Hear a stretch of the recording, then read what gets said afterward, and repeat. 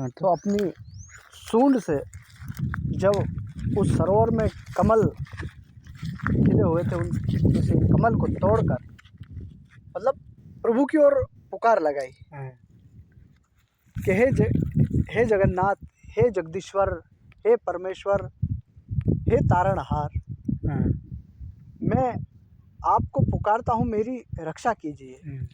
मैं इस ग्राह से मुक्त होने के लिए आपको नहीं पुकार रहा हूँ।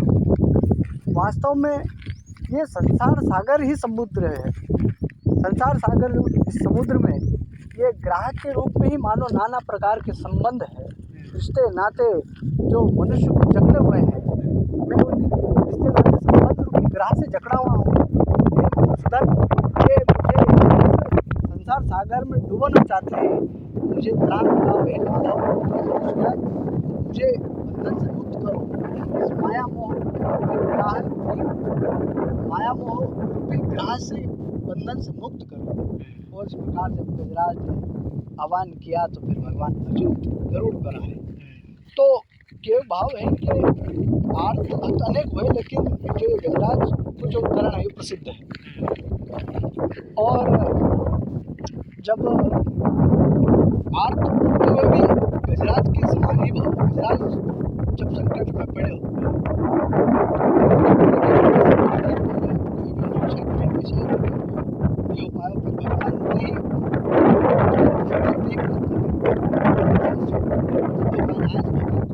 मतलब ऐसी परिस्थिति में भगवान को आर्त होने और पूर्ण विश्वास के साथ पुकारे गजराज, तो वो आर्त भक्त।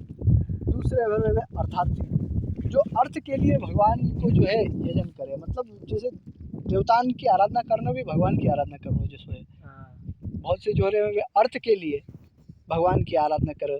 उनमें एक एग्जाम्पल ध्रुव महाराज को गया कि ध्रुव महाराज ने जब बच्चा थे प्रारंभ में जब भक्ति करी थी तो वो यही कारण करी थी कि उनकी सौतेली माँ ने उनको उनके पिता उत्तानपाद की गोदी से उतार दिया था। और तभी ध्रुव के मन में भाव आ गया कि यार मैं एक मतलब और बड़े श्रेष्ठ राजा की गोदी में बैठा, मतलब मेरे को इनसे भी श्रेष्ठ वो बनना है। और वहाँ वो भावना मन में आ गई थी। और हालांकि बाद में जब प्रभु के दर्शन हुए और प्रभु के स्तुति करने जब प्रभु आशीर्वाद देने चल गए, जब ध्रुव महाराज को बहुत पश्चाताप हुआ, क्योंकि प्रभु ने जब आए और ध्रुव महाराज को दर्शन दिया और ध्रुव महाराज को जो कुछ बोल नहीं पा रहे थे, तो फिर भगवान ने अपना शंख ध्रुव महाराज के गले से छुआ दिया और ध्रुव महाराज को ज्ञान आ गए। तो भगवान के दर्शन कर लिए, फिर भगवान को स्पर्श हो गया, तो ज्ञान आए बाद ध्रुव महाराज ने स्तुति भी करी भगवान की और भगवान ने आशीर्वाद देने चले गए कि जो तुम्हारा मनोरथ तो पूर्ण होगा।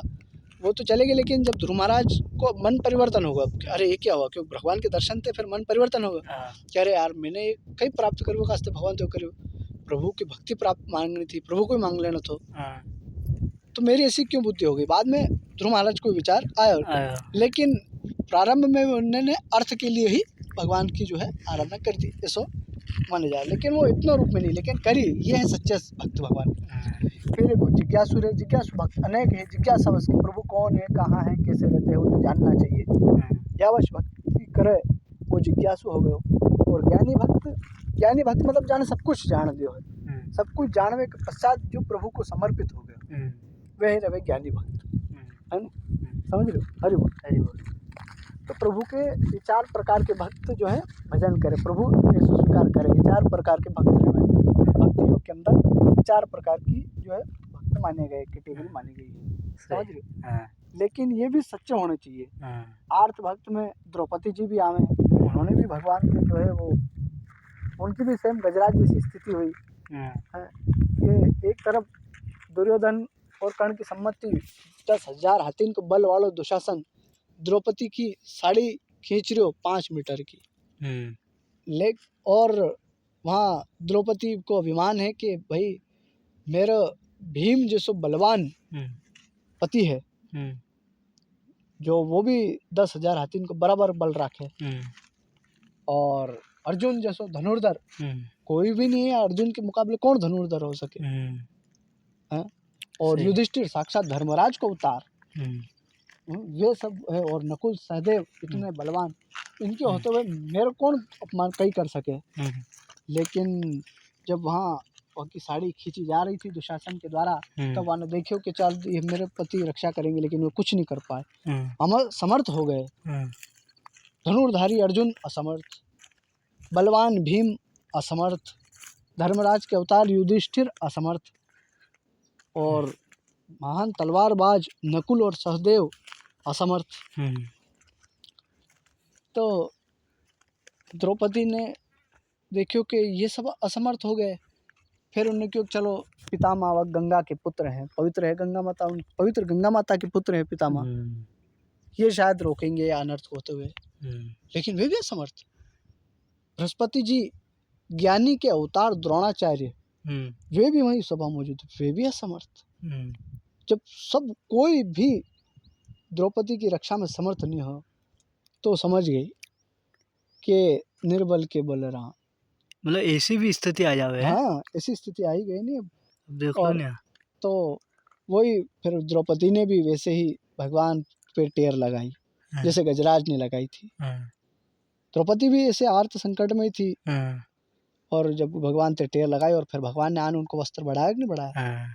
तो भगवान भक्त की हमेशा जो है लाज रखे, समझ रहे हो। सही। भगवान को कोई किस प्रकार से भी भजे, भगवान वहाँ की जरूर रक्षा करे, समझ रहे हो। सही। बस भगवान के ऊपर अटल विश्वास होना चाहिए। हाँ, कितने विश्वास तो हिरण्यकश्यप ने कितनी चेष्टा करी प्रहलाद जी के साथ, प्रहलाद जी को मारने की, लेकिन कितने विश्वास प्रहलाद जी महाराज को, कितना विश्वास भगवान के प्रति, और वो उनको विश्वास ही तो था, उनकी श्रद्धा ही तो थी। उन्होंने खंबा फाड़ प्रगटे नरसिंह, खंबा फाड़ में जिनके लिए भगवान प्रकट हो गए। सही, ठीक है ना। क्यों नहीं, भगवान को अवतार ले वास्ते जरूर नहीं कि माता पिता को ही, कोई माता पिता कोई आश्रय लेंगे फिर भगवान अवतरित होंगे फिर कुछ करेंगे। कोई भक्त ऐसे रहे उनके लिए भगवान तत्काल ही आ जा, जो खंबा को ही माता पिता बना ले। सही, समझ रहे। हरि बोल। तो इस प्रकार से प्रभु जो रहे वे भक्त की हर स्थिति को समझे और भगवान उनके पद पद पर रक्षा करे। अरे भाई, भगवान तो यहाँ तक दावा करे कि जो भक्त जो चलते रहे मैं तो निरंतर उनके पीछे पीछे चलता रहूँ। तो पीछे पीछे क्यों प्रभु? तो पीछे पीछे इसलिए क्योंकि वो भक्त को जो है धूल मेरे ऊपर वो चलता रहता है भक्त, और उसके चरण की धूल उड़ती है और जब मेरे ऊपर आती है तो मैं पवित्र हो जाता हूँ। भगवान ये बात करी। और जैसे कि पीछे पीछे प्राय कौन चले, जो सुरक्षा कर्मी रहे बॉडीगार्ड, वे चलते रहे के नहीं के अरे पृष्ठ पोषक जाते के नहीं कह रहे आके पीठ पीछे बहुत है रे। तो बस भगवान पीठ पीछे, मतलब भगवान तो सभी औरतें रक्षा करे, लेकिन पीठ पीछे बॉडीगार्ड के समान चलते रहे कि मतलब मेरे भक्तों को कोई हानि नहीं पहुंचा दे। समझ रहे हो। सही। तो भगवान तो वैसे हैं, लेकिन अगर वो तो पूर्ण श्रद्धा और पूर्ण विश्वास होगा तो फिर भगवान इस प्रकार से प्रतीत होंगे, है कि नहीं। सही। वो खंबा फाड़ने प्रकट हुए भगवान, तो हमें प्रहलाद जी की सच्ची श्रद्धा और विश्वास ही तो था, है नहीं। सही है, समझ रहे हो। सही है कि आज भी अगर कोई वैसी ही श्रद्धा रखे और वैसे विश्वास रखे तो भगवान क्यों नहीं मिल रहे, आज ही मिल रहे। वही तो अभी तक मिलते थे, कहा है भगवान कलयुग में अभी 400-500 साल पहले मायरों तक भरने गए भगवान। वही तो नरसिंह जी के लिए आए ही सही भगवान। और भी बहुत से भक्तन की, मीराबाई के लिए आए, नरसिंह जी, चैतन्य महाप्रभु, तुलसीदास जी महाराज, सूरदास जी महाराज, ये 16वीं सदी में ही कितने संतन के कल भगवान बिल्कुल प्रकटता दिखाई। काल में अधिक महापुरुष आए, सब महापुरुषों से प्रभु की भेंट हुई, सही क्या है, प्रभु ने लीला कर दिखाई, सही क्या। तो वैसा है, यह वास्ते श्रद्धा और विश्वास बहुत आवश्यक है, और श्रद्धा विश्वास के बिना भगवान के दर्शन नहीं हो सके, क्योंकि श्रद्धा विश्वास तो हृदय के नेत्र है, वे अंतकरण में भगवान तो हैं।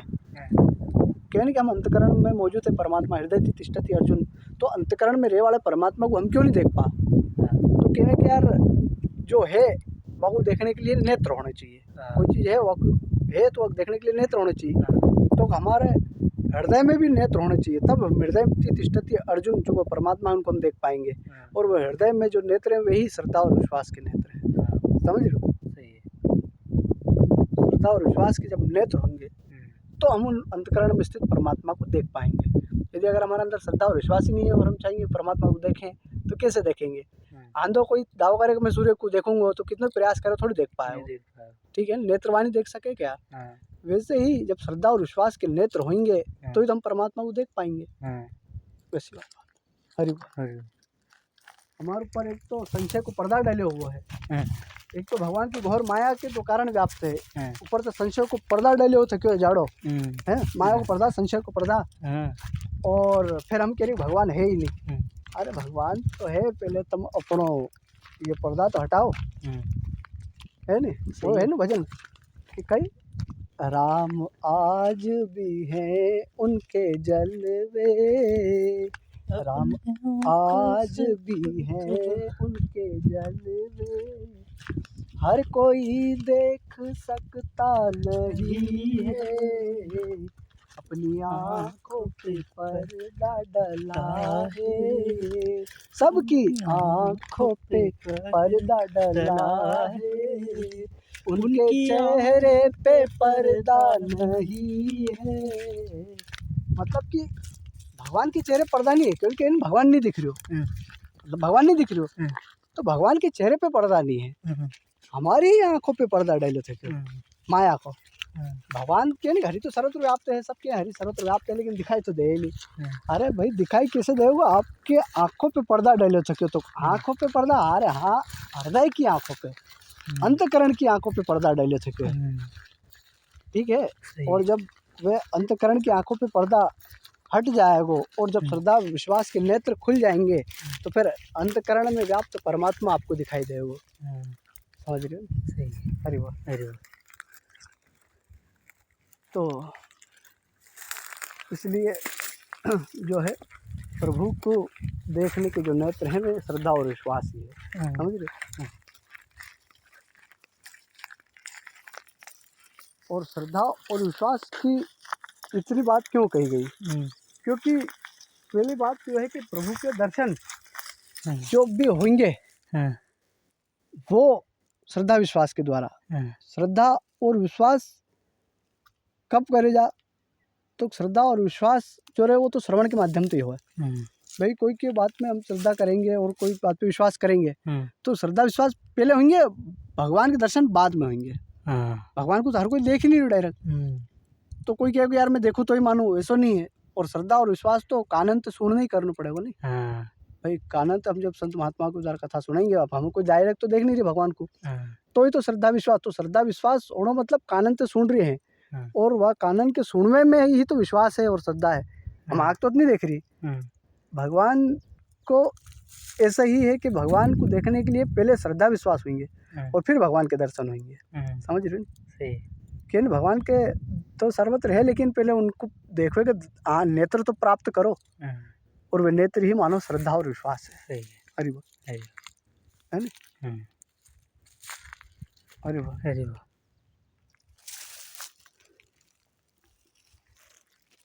गोस्वामी जी भी यही के कि मैं प्रणाम करता हूँ श्रद्धा विश्वास रूपी शंकर और माँ पार्वती को। तो क्यों? तो जिनके बिना जीव मनुष्य अंतकरण में स्थित परमात्मा को दर्शन नहीं कर पाता है, देख नहीं पाता। मतलब ये श्रद्धा और विश्वास के रूप में अंतकरण के नेत्र शिव और पार्वती तो हैं। समझ लो? हरि बोल। ये हरि बोल। स्टार्टिंग ही श्रद्धा विश्वास तो करेगा। श्रद्धा और विश्वास रूप भवानी शंकरो वंदे। हरि बोल। वंदे बोधम। तो हरि बोल। इसलिए जब तक हृदय में सच्ची श्रद्धा और विश्वास नहीं होगा तब तक किसी प्रकार के जतन कर लो, भगवान की प्राप्ति नहीं हो सकती। भगवान की प्राप्ति श्रद्धा और विश्वास के द्वारा ही होगी। जिनके अंतकरण में श्रद्धा और विश्वास नहीं है वे प्रभु को प्राप्त नहीं कर सकते।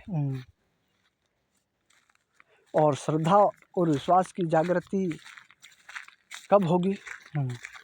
श्रद्धा और विश्वास की जागृति भी सत्संग से ही होगी। और श्रद्धा और विश्वास जो है वह साधक का विषय है। मतलब ये तो साधक को अपने अंतकरण में स्वयं निर्मित करनी होगी।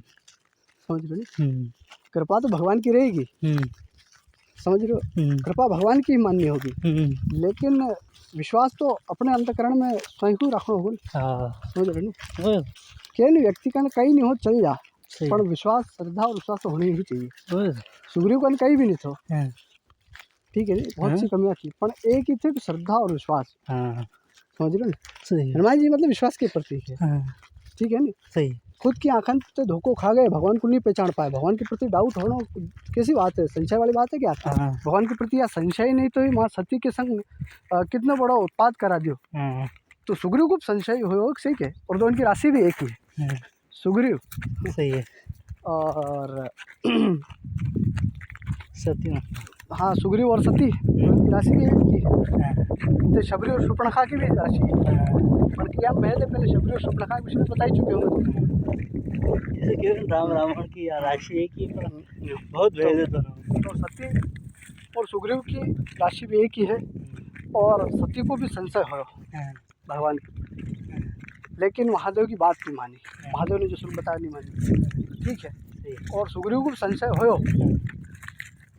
कि अरे भगवान ने बाली के वैसे गुप्तचरण वो करूँगा, लेकिन वो आके अनुरूप आने क्रिया नहीं करी, हनुमान जी की बात मानी। हनुमान जी भी शंकर भगवान के रूप में विश्वास के प्रति, तो हनुमान जी की बात मानने के कारण सुग्रीव की दुर्दशा नहीं बिगड़ी, समझ रहे हो? तो इस प्रकार से जो श्रद्धा और विश्वास के आश्रित रहता है, सच्ची श्रद्धा और विश्वास, वो कभी भी पराजित नहीं हो, समझ रहे हो?